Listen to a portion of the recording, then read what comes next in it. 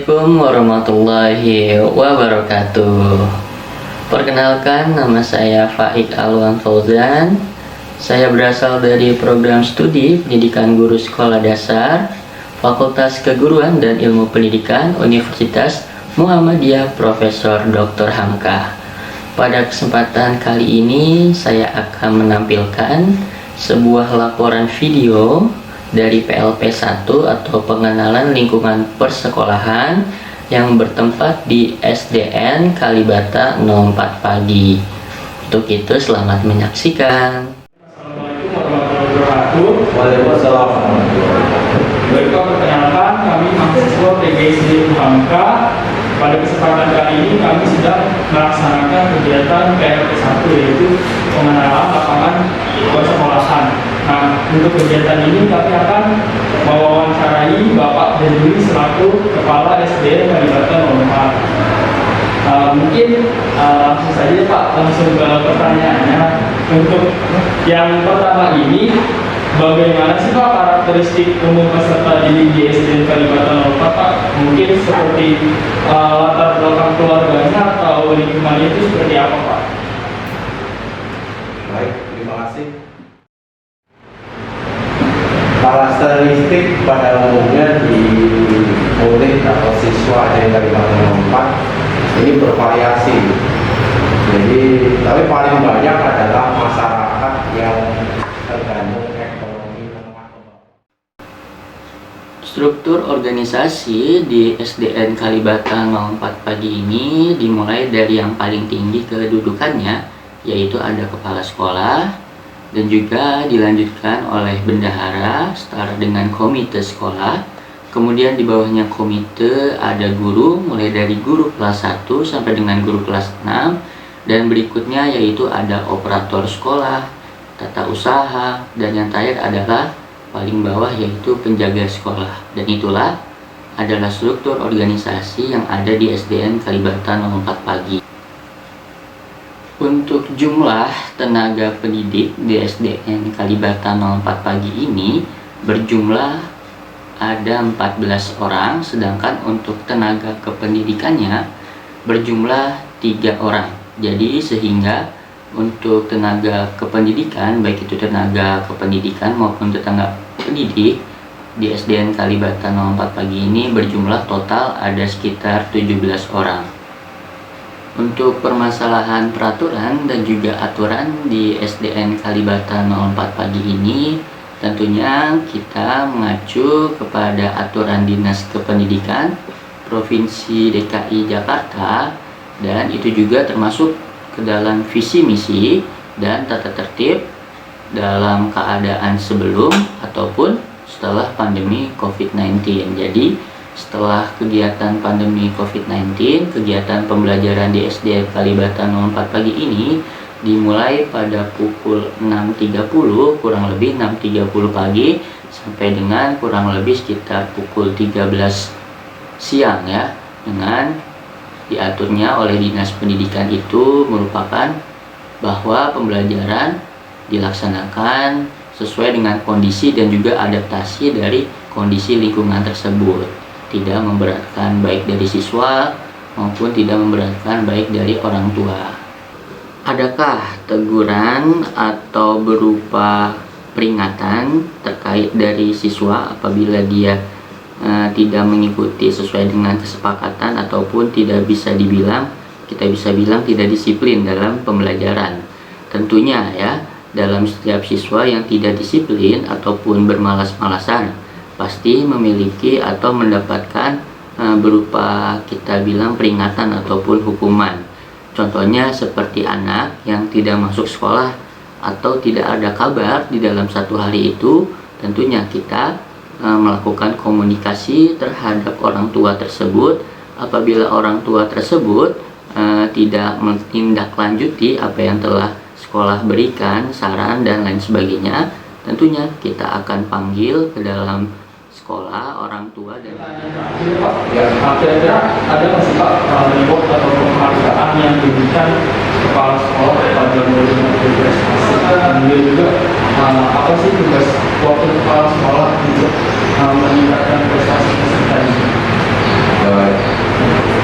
Tentunya bagi siswa yang berprestasi, kita tiap ada peringatan hari besar, misalnya bulan bahasa misalnya, kita adakan kegiatan itu, dan kita juga berikan reward berupa piala biasanya, dan juga biasanya ada dari komite juga kerjasama memberikan dalam bentuk yang lain seperti apa namanya, penghargaan dalam Warahmatullahi wabarakatuh.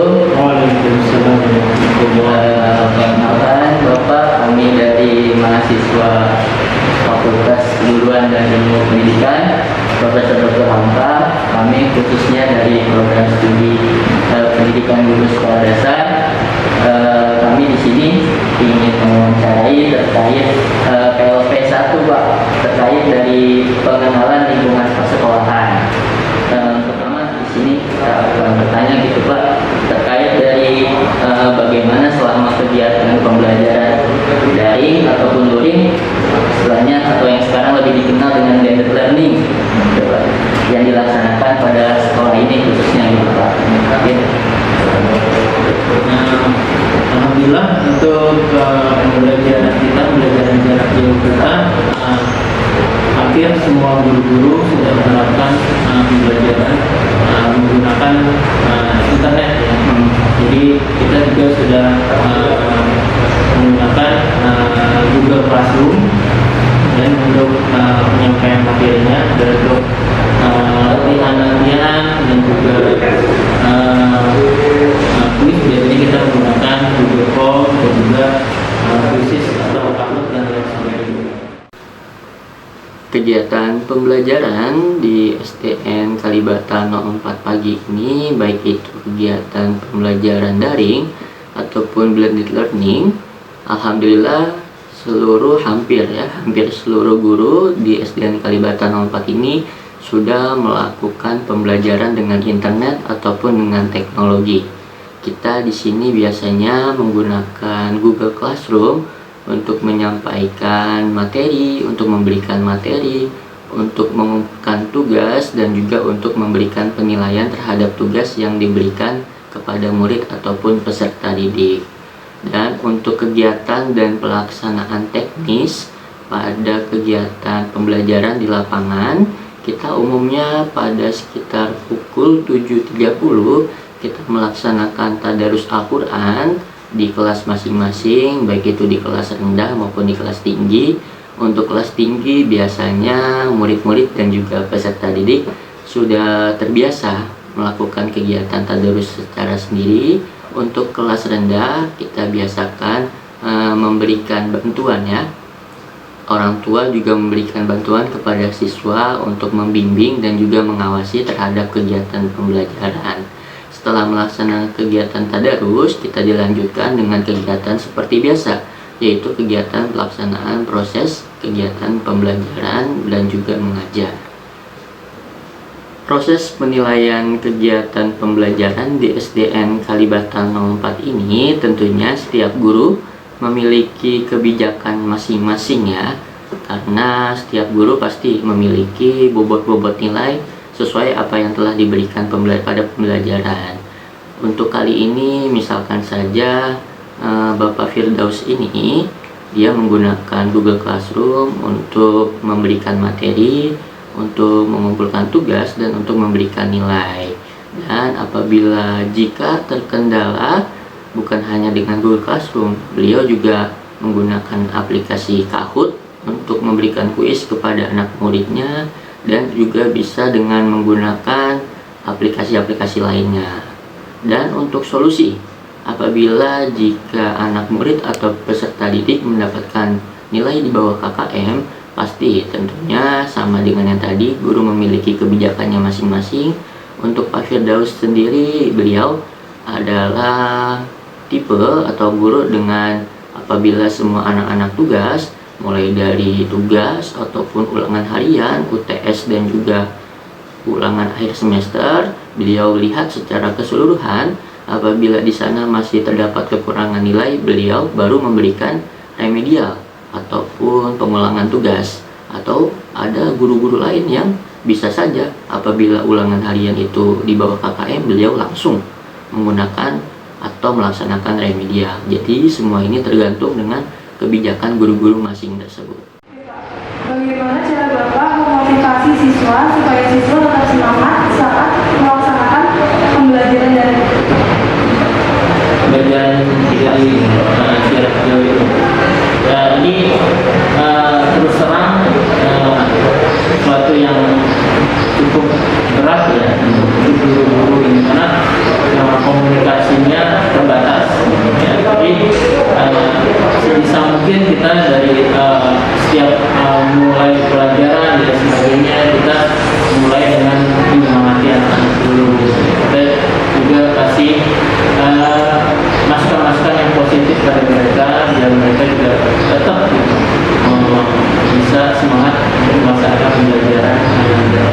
Saya dan juga teman-teman mengucapkan terima kasih Pak atas waktu Bapak yang telah memberikan dari waktu, tenaga, ataupun pikiran. Kami dari perwakilan dari teman-teman mengucapkan terima kasih dan juga memohon maaf apabila di sini masih ada kekurangan, baik itu perkataan ataupun tingkah laku gitu Pak dari kami. Mungkin ada sedikit kalimat saja gitu Pak buat kami semua. Ya, saya juga mewakili sekolah, mewakili kepala sekolah yang mohon dibuatkan maaf ya, misalnya mungkin dari sambutan atau jawaban dan lain sebagainya ya, kita kurang, dan juga saya mungkin dari penyampaian yang tadi saya sampaikan ada kekurangan, saya mohon dibuatkan maaf semuanya. Dan saya juga terima kasih kepada adik-adik sudah mau mampir studi untuk silaturahmi